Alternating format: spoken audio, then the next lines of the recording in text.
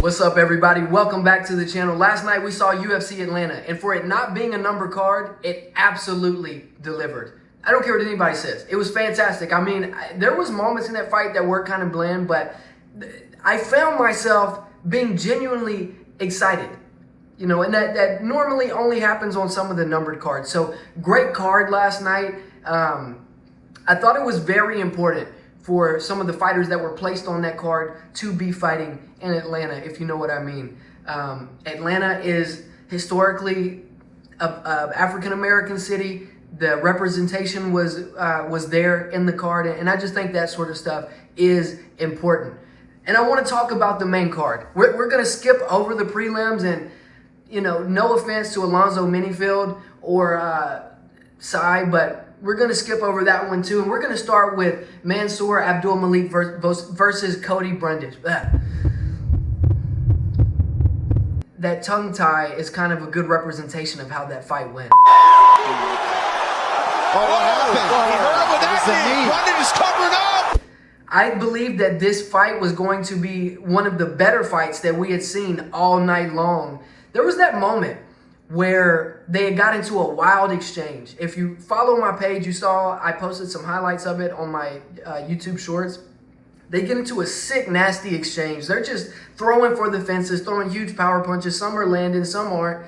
And the very next sequence, Cody Brundage is up against the cage and goes down from a headbutt. And it all happened really fast, but I knew that something had to be up there, because you don't go from swinging for the fences like that to being down.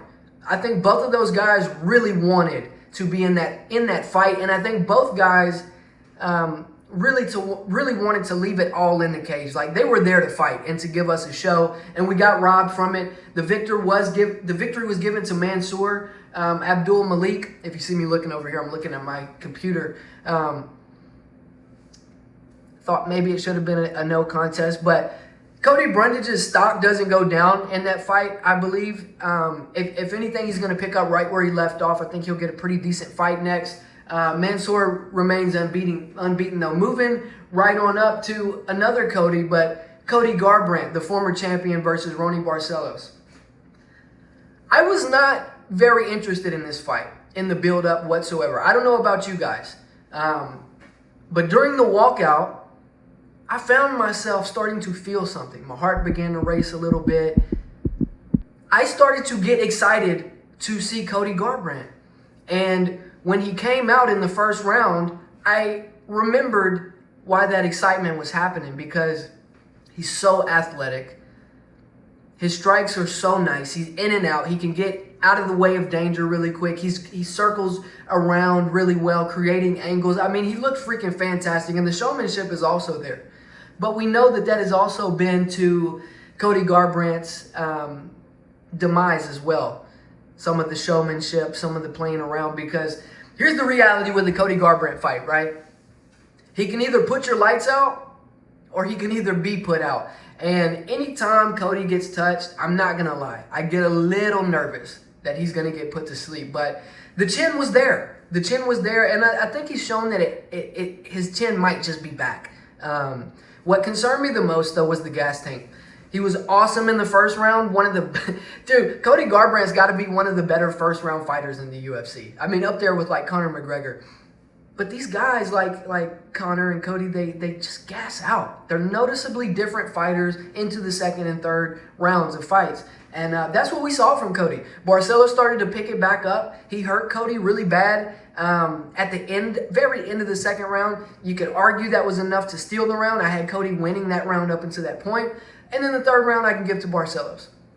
I had Cody winning that fight. There was this really cool moment. Some people say it's cringe. Some people say he had no right to do it. But the last few seconds of the third and final round, Cody points to the middle of the cage and says, "Meet me.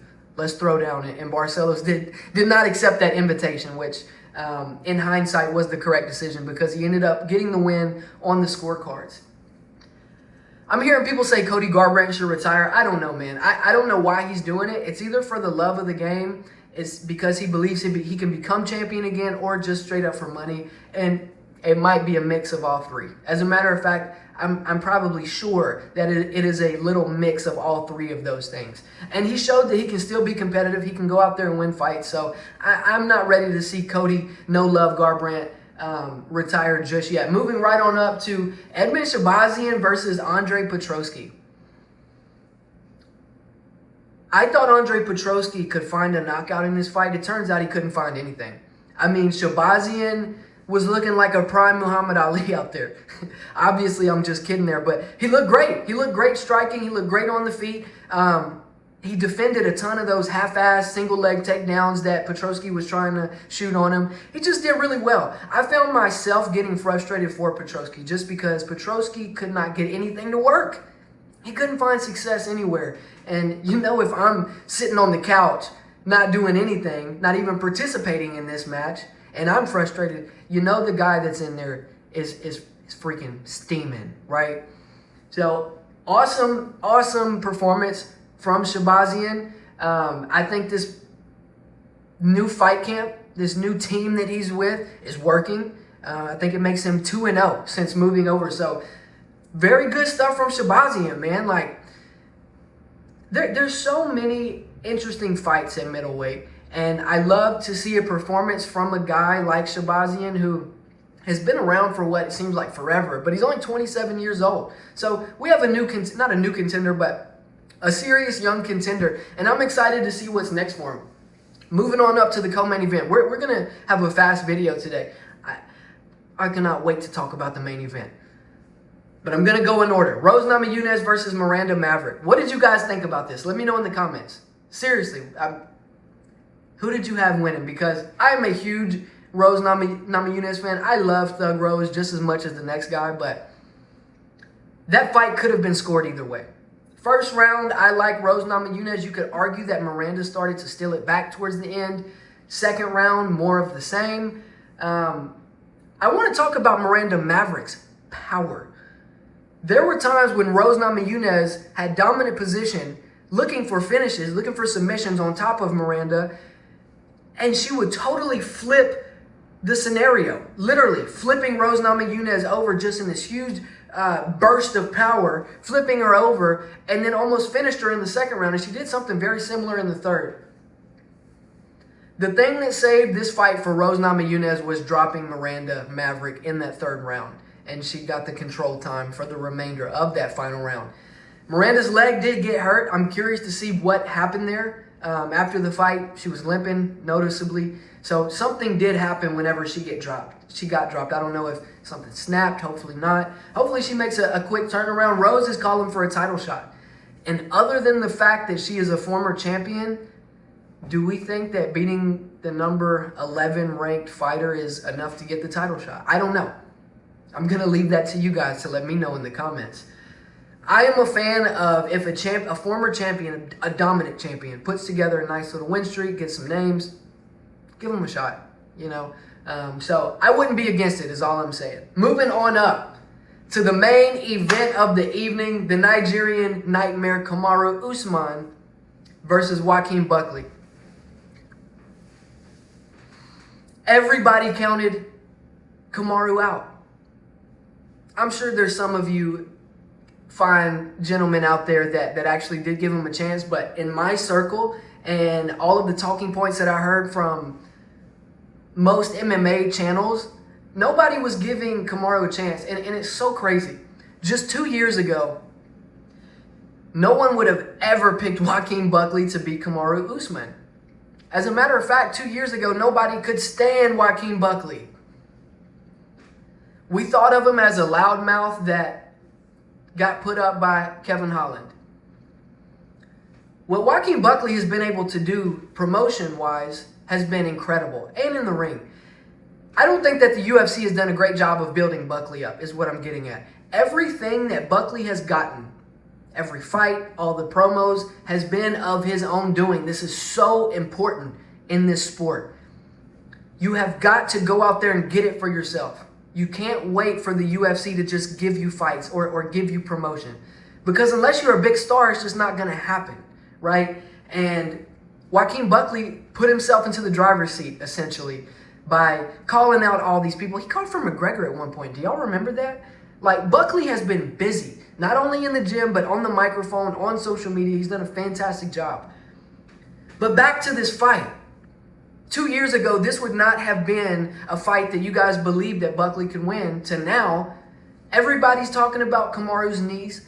They're talking about how long he's been out of the octagon. And don't get me wrong, I was a bit worried about those things too, but for a while, a long while there, we were looking at Kamaru Usman as the potential GOAT of the welterweight division. Nobody could beat him. He looked unbeatable.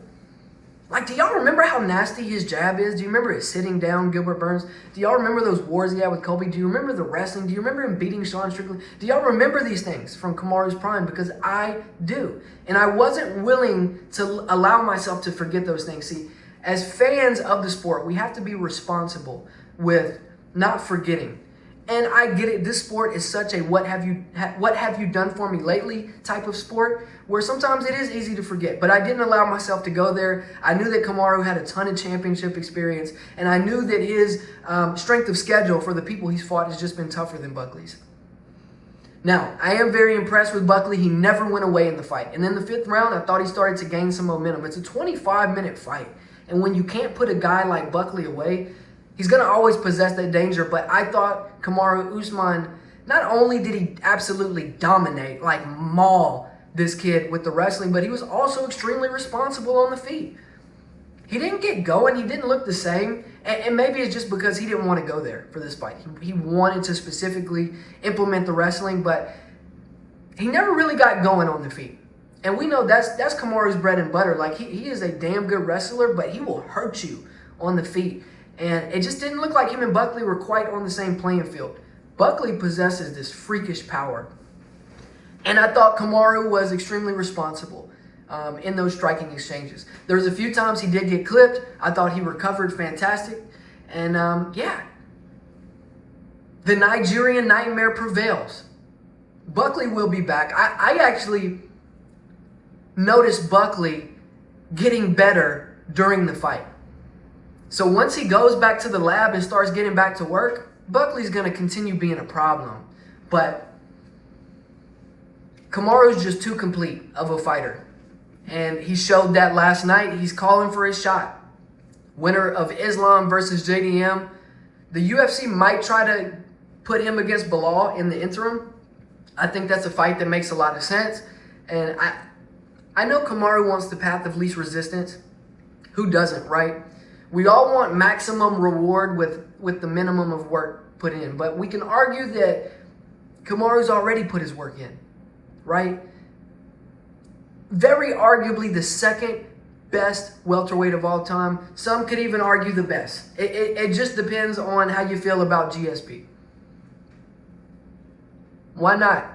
Why not make that fight happen? It's going to be very interesting, the landscape of the welterweight division. It's already been interesting without Usman. Now you insert one Kamaru Usman in a division where there's Joaquin Buckley, there's Ian Gary, there's JDM, there's Islam, and you could go on 3, 4, 5 other names there. This is going to be very interesting. And I'm excited and curious to see what the UFC is going to do. I think Usman should fight one more time. I think he should fight against Bilal Muhammad.